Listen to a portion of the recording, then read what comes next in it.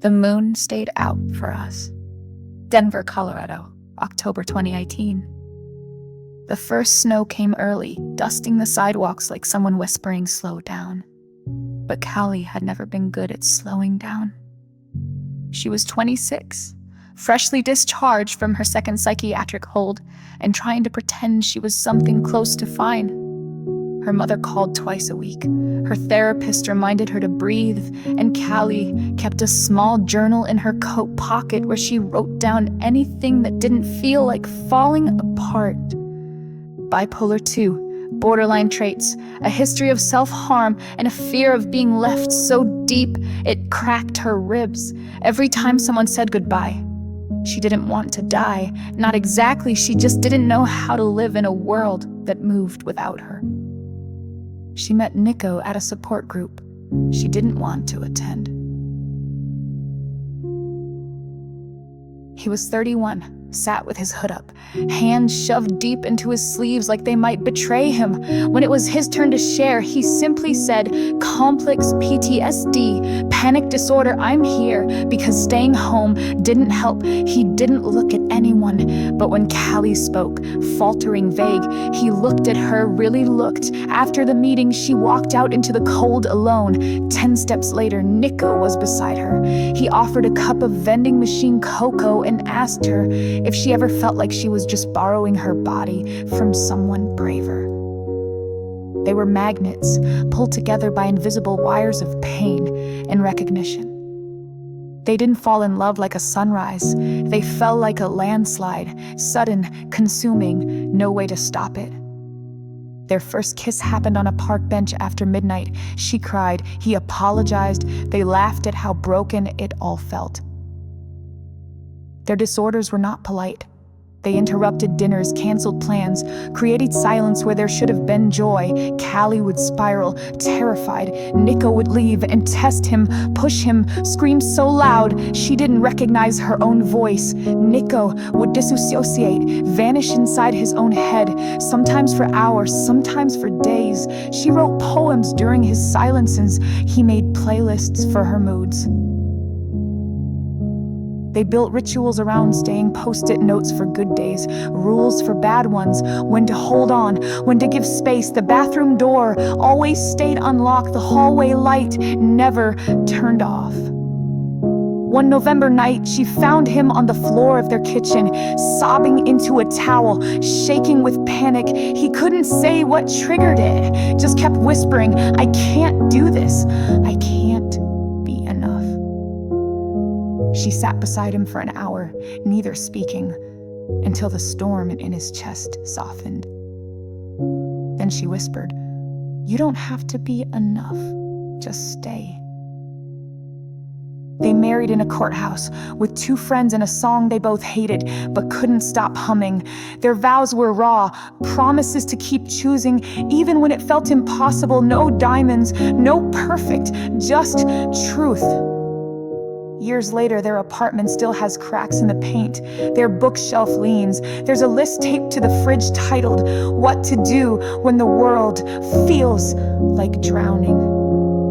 But every morning, Nico makes her coffee. Every night, Callie lights a candle and asks him how his mind is doing. They're not healed. They're healing together over and over again. Because real love doesn't wait for the storm to pass.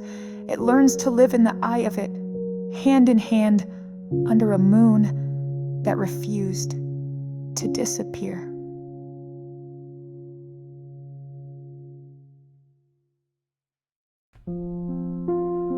Before the earthquake, San Francisco, California, April 2014, the city trembled constantly, not from fault lines, but from lives too full and too fast for Adrian. It was the only place left that still felt real, chaotic, messy, and always on the edge of collapse. She moved into a rent-controlled studio above a record shop in the Mission District after her second hospitalization. Her world had gotten too quiet, and the silence in her head had turned dangerous. She told people she was taking time off from work. The truth was more complicated. Post-traumatic stress disorder, generalized anxiety, major depressive disorder. Her diagnosis was a carousel of labels, none of which ever quite captured the constant ache in her chest or the way her hands shook whenever the light changed too fast. She filled her days with long walks, old books, and white noise. Her therapist said healing would take time. Adrian wasn't sure she believed in time anymore. Then there was Milo. He lived 2 floors down, a failed playwright turned bike courier with a fractured collarbone and a habit of leaving his door open.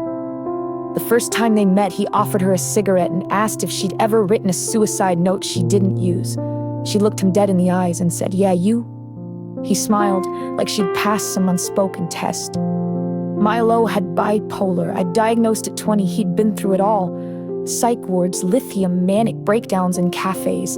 He kept a box of apology letters he never sent and journals filled with lines of dialogue he could never make into characters.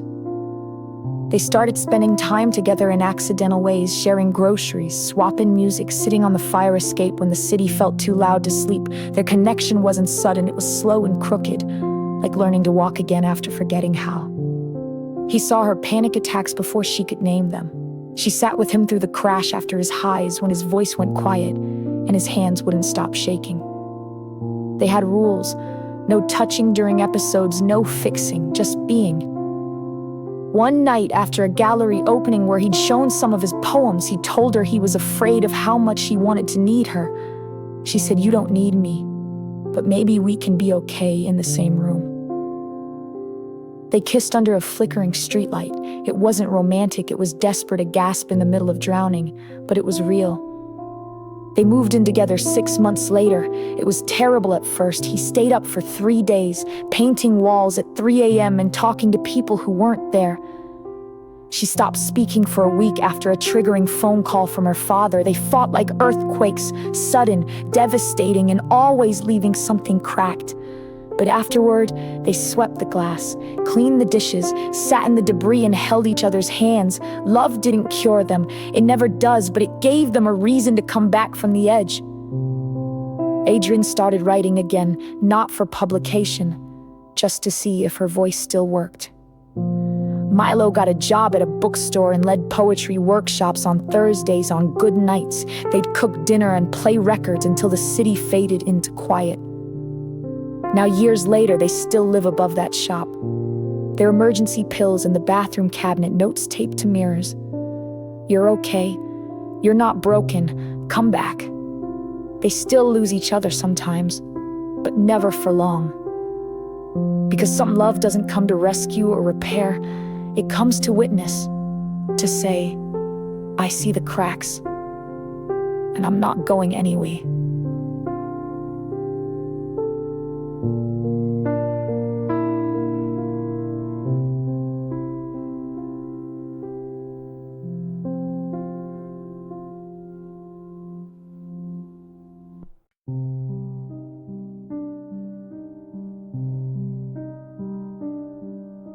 Philadelphia, Pennsylvania. Winter 2016, the city had teeth that year. Sharp wind, slush in the gutters. Sirens that didn't stop, echoing down cracked streets. Wren lived in a 3rd-floor walk-up above a pawn shop that never closed. 29, alone and recently released from her 3rd inpatient. Stay after what she described to the nurse as a temporary desire to vanish. She had always been good with words, but borderline personality disorder, didn't care about eloquence. Her thoughts spiraled like hurricanes. Her fear of abandonment bled into every interaction. Her heart loved too fast, too violently, too completely. She had worn out friends, worn down lovers, and now she kept to herself, safe, silent, still. Until she met Theo.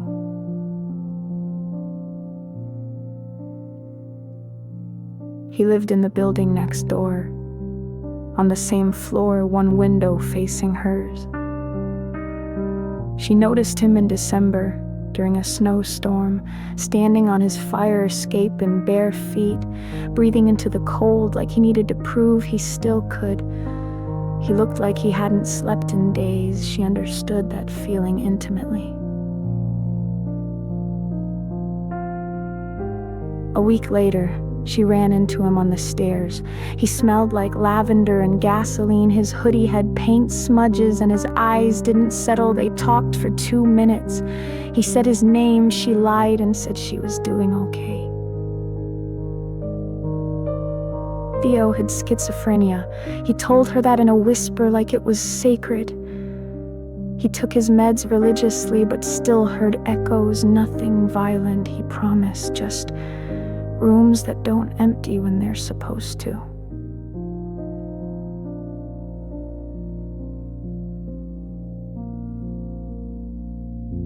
Ren didn't blink. She told him about her BPD, about the way she'd tear people apart just to see if they'd stay, about the black hole in her chest that sometimes begged for chaos. Instead of flinching, he said, "We all live with ghosts. Some of us just give them names."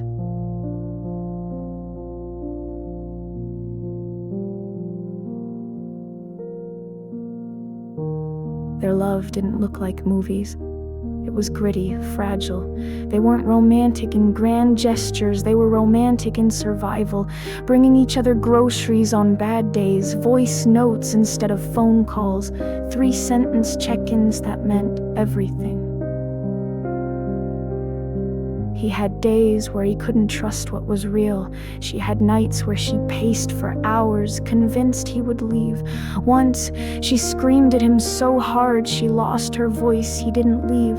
He wrote her a letter and slid it under the door. "I know what it's like to be afraid of being unlovable, but I love you." Loudly. Even when you can't hear it. Ren sobbed for an hour, then opened the door and sat in silence with him on the kitchen floor. There were relapses, there were hospital bracelets and broken dishes. Once, she nearly left without a note. Once, he stopped taking his meds and she stayed up 3 nights afraid he wouldn't find his way back.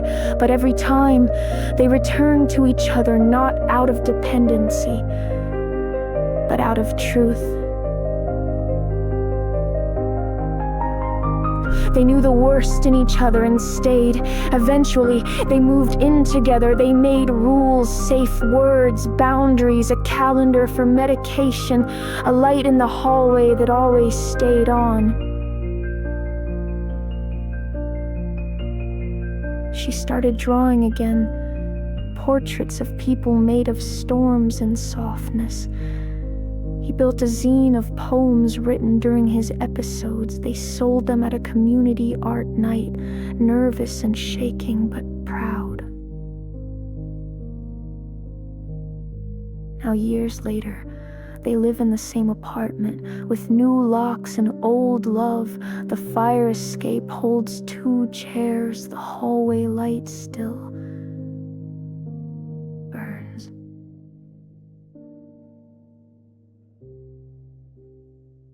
They are not fixed,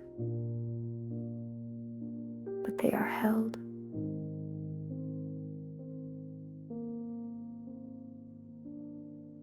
Because sometimes love isn't about the fairy tale. Sometimes love is what stays after the storm, when 2 people look at each other's shadows and don't run.